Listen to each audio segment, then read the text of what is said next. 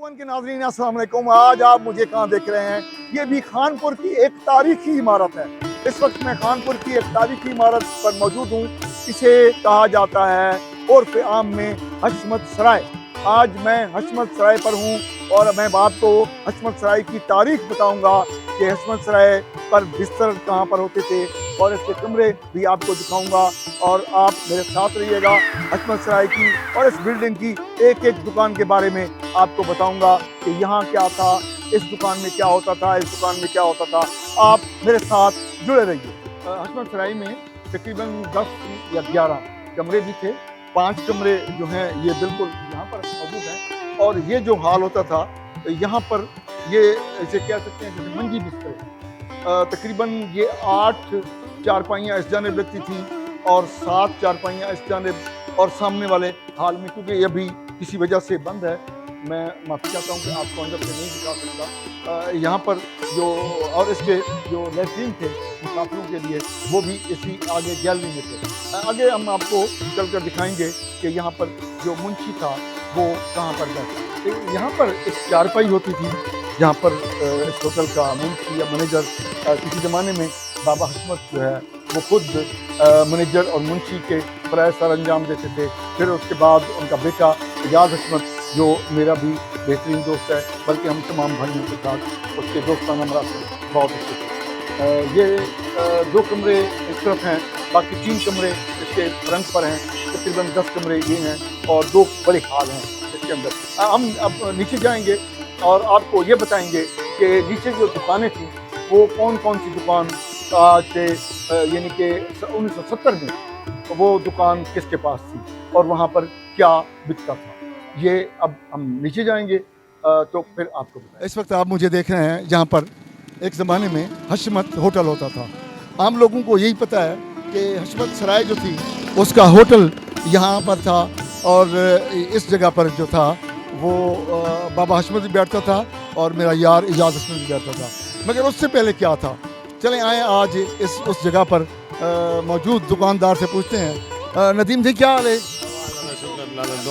तो आपको पता है बाबा हशमत को पहले ही दुकान थी जितना तुम बैठे होते क्या? फ्रूट की दुकान हो सही नहीं, यहाँ पर इस चीज़ की दुकान थी जिस चीज़ की दुकान इस वक्त कायम है, यानी कि बाबा हशमत से पहले यहाँ पर मिठाई की दुकान थी। बाद में ये कोना जो है बाबा हशमत ने लिया, पहले ये कोना, बाद में ये हाल जो है ये एक ज़माने में बाप चाचा मजीद लाहौरी की फ्रूट की दुकान थी।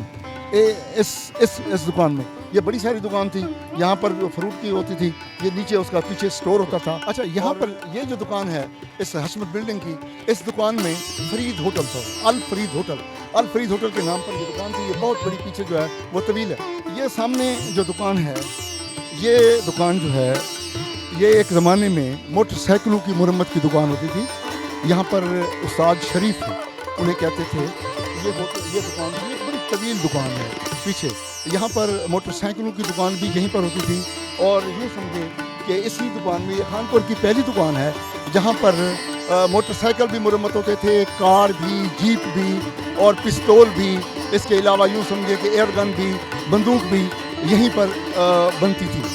इसके अलावा इस दुकान की एक और खूबी भी है, उस्ताद शरीफ जो होते थे यहाँ पर उस वक्त मोटरसाइकिल होते थे जो BMW, नेचुरलिस, ट्राफ और एरियल, ये 4 मोटरसाइकिल होते थे जो इस शहर में चंद ज़मींदारों के पास होते थे। यहाँ पर उनकी मुरम्मत इस दुकान पर होती थी। यहाँ पर हशमत बिल्डिंग में इस वक्त एक फ्रूट की दुकान है, मगर जिसने यहाँ पर ये दुकान कायम कर रखी है उसको भी नहीं पता कि भाई इस दुकान पर पहले क्या होता था। तो आपको पता है इतना पहले क्या होता?